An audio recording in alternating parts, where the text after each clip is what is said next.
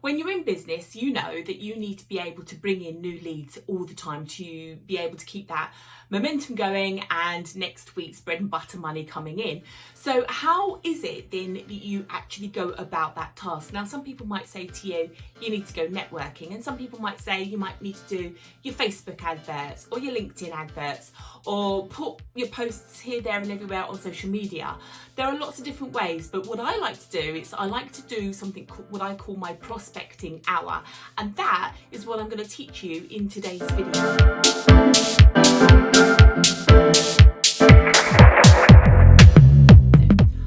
Hey solopreneurs, welcome back to another episode of McCall Media TV, whereby in this episode I'm going to be taking you on a journey with myself, Angela McCall, about how I spend 1 hour of my day actually prospecting virtually online to make acquaintances or engage with other prospective clients. Now, before I can go and jump straight into my strategies, I do need to explain the why and how I'm actually doing this. First of all, my time is really quite restrained, and what I was finding before in life was by the time I've driven to a networking event and I've socialised and I've done this and I've done that, I was burning hours that I just didn't have. So I wanted to become more time efficient, which is also one of the reasons why I adopted this. And secondly, one of the strategies that I've taken away is actually the sort of like the motivating strategies. I read this book about 3 years ago, and in it Anthony talks largely about how to prospect for cold calling telephone sales, which isn't something that I do at all, but the prospecting concept is basically what sparked that kind of trigger in my mind to basically adopt and manipulate that strategy for my my own way of working, and that is what I'm teaching you in today's video. So you need to know what your goal is before you start on this activity. Now, if you can imagine, like any digital business, in fact, like any business, there's going to be people that are wanting to work with you and are going to have different budgets. And so you've got the low cost, medium cost and a higher cost grade clientele. Okay, so like any good, and I'm going to say tripwire strategy here. So if that's a term that you've not come across, essentially it means that you bring people in at low risk, low money expense, build their confidence as a consumer purchasing from you, and then they'll buy something slightly more expensive and something that's slightly more expensive again, and you'll build them up kind of like a ladder, as it were, each rung at a time. Their investment with your business, as their confidence grows in you, will become a bigger and bigger entity, as it were. So you can't really sort of dive in at that top level without having kind of nurtured them up the ladder, as it were. So that's what a tripwire strategy is. So if you can imagine, everything that you're doing right now online is with prospects who know nothing about you, more than likely. You've got to nurture them. So when I'm prospecting, my goal is to basically build those first 1 or 2 or maybe 3 steps on the ladder, depending on how much engagement I've had with them or if they're a brand new prospect to me. And so the strategies I'm about to teach in this video today are essentially what I use to nurture the beginning of my tripwire strategy. My prospective clients will get to know, like, and trust me through my social media content and my engagement and my conversations. And so when I release a small price product for X, Y, Z, and they've got a need, they'll be like, oh, okay, Angela kind of knows her thing, and then they'll make that purchase. So it's a long game. This is a marathon strategy. This isn't something that's going to necessarily bring you in hundreds of thousands of millions of pounds sort of in the next 24 hours. Okay, so if you're willing to play the long game and you're looking to nurture your prospective clients, this is how you do it. So LinkedIn, one of the things that I do on there on a daily basis is I've been collecting people on my LinkedIn profile for about a decade. I've got thousands of contacts, and up until maybe 2 or 3 months ago, when I decided to relaunch my business and go for it in 2020, I hadn't really had any reason to work with these people. So I've got no engagement, but I have a lot of contacts. So technically I have them on the first run of the ladder because these people generally reach out to me. I don't often go out and reach out to other people. I find that my profile naturally generates enough momentum that every time I log on, let's say I do so every other day, there's at least 3 or 4 new people wanting to contact me or connect with me, and that in itself is kind of self-propelling now that my actual profile has got to a reasonable size. So what you need to do is you need to look at that person's profile, and I go in and sort my contacts based on UK contacts, the sort of 3 or 4 key genres of business that I am keen to engage clientele with, which are generally in the business to business sector. So I kind of filter all my prospects down, and then it will give me about 10 people on a page, and then it'll have page numbers at the bottom. And so in an Excel spreadsheet, just so that I can tally up where I'm going and what I'm doing and who I've spoken to, I just literally pick out one page at a time, and I will contact those people. I look at their profile, I familiarise myself a little bit as to what their business structure is, so I've got something to discuss with them, and I basically approach them. So it's kind of like a cold calling, but instead of calling, I'm actually texting or messaging, and I'm trying to give something of value and meaning in that first contact, because nobody wants to be sold to. So that is one of the things. Obviously, if they've already reached out and connected with me, I've already got that engagement to build upon. And so at least 10 people on a daily basis who are connected with me on LinkedIn, I try and engage with. Okay, but at least twice a day I jump onto LinkedIn and I do about 3 or 4 full screen scrolls looking for posts and content that I can engage in. So I'm looking to share content that I think my audience would find useful.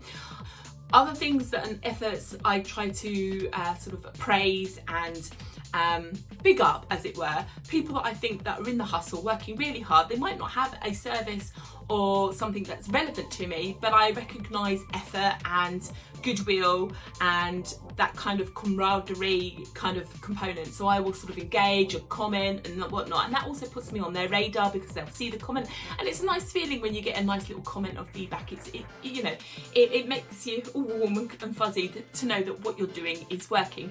So I try at least twice a day to do about 3 or 4 screen scrolls of my LinkedIn timeline, picking out posts that I can share, like, comment and engage in. And basically those people specifically, ideally, I try to focus on other people that I would like to become my client in the future, so I can start to build some sort of relationship with them, and my name becomes known to them, and I just start to become a little bit of a blip on their radar, as it were.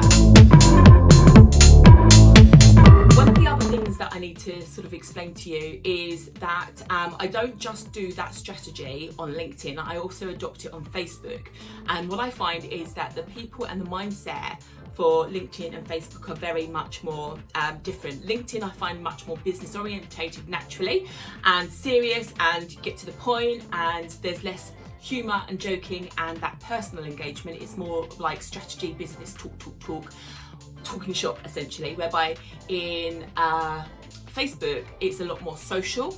So what I have is I have a hit list of about 8 to 9 groups in Facebook that I know have my target audience, and I engage. Basically, I try to be helpful, I try to solve problems. Similar strategy as to what I've just explained on LinkedIn. I will go to these groups and I will check them out twice a day. Once generally is the first task when I first switch on the computer, and again sort of after lunchtime. Maybe again in the evening I'll jump on and give it a bit of a go as well. But essentially I go into these groups and I look to see what content has come up in the last few hours that I can give personal information about. So not as in personal about me, but personal sort of response, answers, feedback. So these are business style groups where people are doing shout outs for help, and any information, any knowledge, any experience, anything that I can give to help give that person value makes me become known to them, especially if I do it today and then maybe next month they have another query, or they see my message to somebody else and my name sort of pops up on a regular basis in that sense. So all I'm doing is basically being helpful, and that in itself is getting my name circulating in communities that I want to work with. And from that, what I often find is a lot of people want to connect with me. Now, this brings me on to my next strategy. So like I said, with my groups on Facebook, I have about 8 groups that I regularly dive into to sort of nurture and feed. And that also means that when people want to connect with me, they send me a friend request. And instead of just accepting them now, what I actually do is I basically explain almost that same message. You know, I've had a bit of a nasty experience. I'm separating business life and personal life. Would you mind joining my group or connecting with me on LinkedIn? And that is actually fueling things. And what the outcome of that, there's been 2 or 3 major benefits for this. One is that my Facebook timeline feed has become personal and more useful to me again, because it's about people doing things that I want to know about. So that's been really liberating. But it also means that I have less places to look and think about, because you've got your Facebook page, your Facebook group, your Facebook profile, and that's just 3 things with one platform. Then you've got LinkedIn pages and you've got LinkedIn profiles, and you know, the list just builds and builds and builds and builds, and then you've got and you know, for one person there are lots of things that you've got to manage. So actually, by removing some of those places to look also takes some pressure off me, which is another reason why it's quite useful for you guys to have a bit of a kind of an admin cleanse in your Facebook community. With Facebook, I have always, let's say I've used it, I think it's about 12 years now. I literally joined the year before I went out to New Zealand, and I have collected people. Now, I have always been quite open-minded, and I generally give people the benefit of the doubt. So when people say, oh, Ange, you know, can I be your friend on Facebook? And I've gained this connection, I've generally said yes. Now, I did have a bit of a personal bad experience a wee while ago, and that made me think that maybe I was too open and trusting. So I have used this experience for a positive outcome by now nurturing what was over 600 people to move from my friend, which was actually a business contact, into my group on my LinkedIn. So I have now narrowed down my Facebook, and it's taken me about 6 weeks to do this. Again, only messaging a couple of people, no more than 12, on a daily basis, just sort of reaching out to them and basically saying, you know, who, you know, we've contacted or connected because of XYZ business relationships, but actually I want to keep my profile personal. Would you be so kind as to join me in my group to keep that relationship going, or would you connect with me on LinkedIn? So I've made this cross-pollination process work to help fill my group. Now, for the most part, it has worked. Those people it hasn't worked were generally the ones that when you look at the messenger, we've never had an engagement. We've connected, but there's never been a communication. And so actually they've left. And you know what? That's been absolutely fine as well, because we had nothing going on to begin with, so we've not lost anything. So what I haven't done is gone and just go invite, because I think that's rude. So what I've genuinely done is I've gone and messaged every single person, about 12 people in the evening, night after night after night after night, and basically said, would you be so kind to, you know, keep our relationship going, move into my group or connect with me on LinkedIn. I've had a bit of a nasty experience, but I don't want to lose you as a business contact. And most people have been really, really well received on that kind of message. And so that's how I have basically nurtured. Now, obviously, at some point I've come to an end with that, but it does also mean that now I've also got a really sort of connected with these people. I've got reasons to talk to them again because they've joined my group and they're engaging with me and things like that. So there's been a bit of a strategy there to help move people from my profile, who are business contacts, not friends, but friends, and move them over to my Facebook group. So there's another little tactic that you can use as well. The other way that I did this as well is you can't actually sort by chronological time date or alphabetically from what I can see. So when I was doing this, in order to keep a mental track of where I was, I went to my normal profile, I went to events, and then I was sorted by birthdays, and then Facebook will actually group everybody in a chronological order of their birth dates, month by month by month. And I literally thought, right, okay, for this week I'm tackling June, and I would work line by line by line, depending on how many people were in that group, until it was covered and I'd done it and I'd messaged everyone, and also gave me a chance to then filter any business contacts that I wanted to remain in contact with to a business list on my Facebook profile, which means if for any reason I do want to send posts to my profile for any reason, I'm not just pestering my friends and family who wouldn't necessarily be interested in my services. I can actually then target still people that I do liaise with on that personal profile as well. So having a bit of a list tidy up means I've also been able to put family in family, old school friends in old school friends folder, and all that kind of thing. So there's lots of things there that you can do that also come out as a benefit. Even though it's not business related, you might find it really engaging and useful to do anyway. You should, like any business, have a mailing list. If you haven't, you need to start thinking seriously, but that's a content for another day. So my mailing list, I send out 2 emails on a weekly basis at the moment. Now, the reason I'm explaining this is because obviously in your sort of analytics or your statistics and your open rates, you'll be able to see who those people are that have opened your emails. So say for example, I see Marilyn Monroe and she has opened my email for the last 4 emails. That means when I go to do sort of an engagement strategy and prospect in LinkedIn, especially if I see her commenting on something else in the community there that I engage with, I jump on and I want to talk to her because she's now showing me that she's proactively engaged with my business because she is opening and reading my emails, and I can see that behind the scenes. So when I open a conversation with her or I comment on one of her posts, my name is coming up to her mind as well, and being present to her again. So I kind of open a conversation if I can. I look at something that she's commented on and I add some insight, or I sort of ask a question about it, something that provokes a reason for her to then respond to my comment, and then that's how the conversation grows. So basically looking at the stats on your opens on your emails gives you a kind of behind the scenes as to who's really engaged with you and current right now, and obviously you can nurture that on your social media to your advantage, which also leads me to my next point. Doing all this engagement is absolutely fine and fantastic, but you have to have an end goal. Okay, so as I said to you at the beginning of this video, I have like a kind of a tripwire strategy whereby people are completely cold, frozen for even want of a better term, as in when I first make contact with them, they don't know who I am from Adam. And until I have them in an environment I can control, I know nothing about them and I can't consider them a prospect. So one of the things I do when I've been talking and engaging is if there has been something that I've been able to help on and we've got this kind of conversation going, is I invite them to my Facebook group. Now, the reason I do that is because Facebook has various pixels that allows me to track.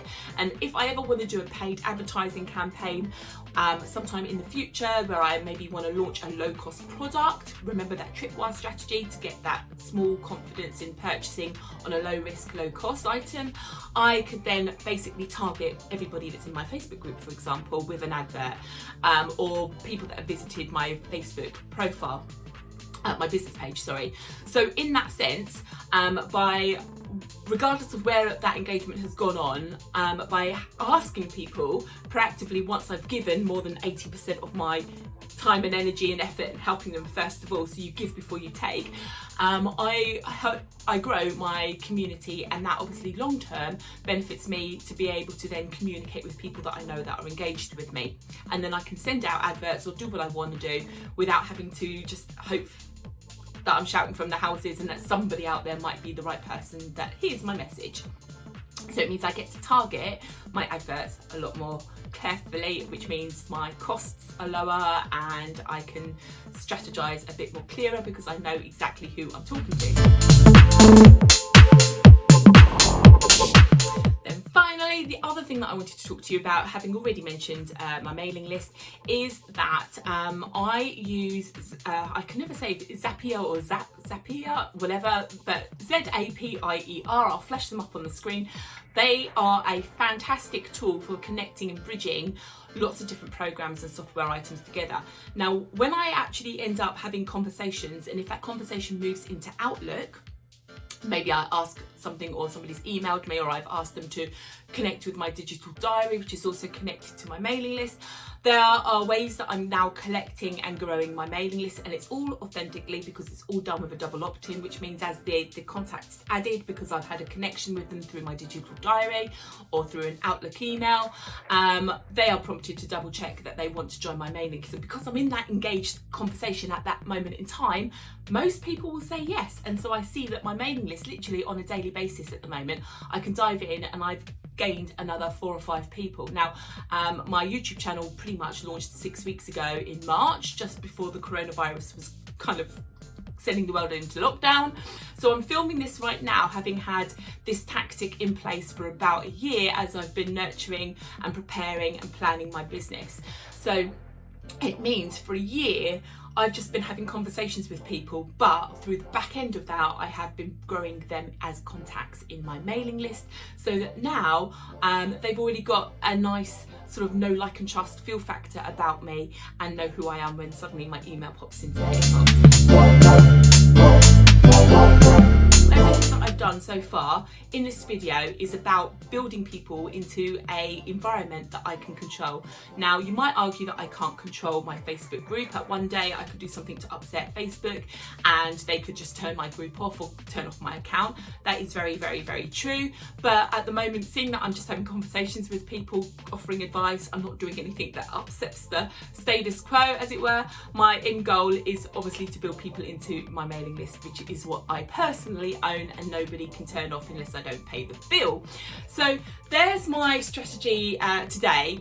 And so there we go. I am literally, every task that I do is literally about feeding people into the top end of my funnel. I'm not selling anything. I am just building in conversations, engagement, making sure that people know me, like me, trust me. And one way or another, I either try and send them through into my Facebook group first, or from there, if I can, I'll get them straight into my mailing list. And it's just literally those two, my two goals for prospecting is to literally build my own tribe and community of people that know, like and trust me.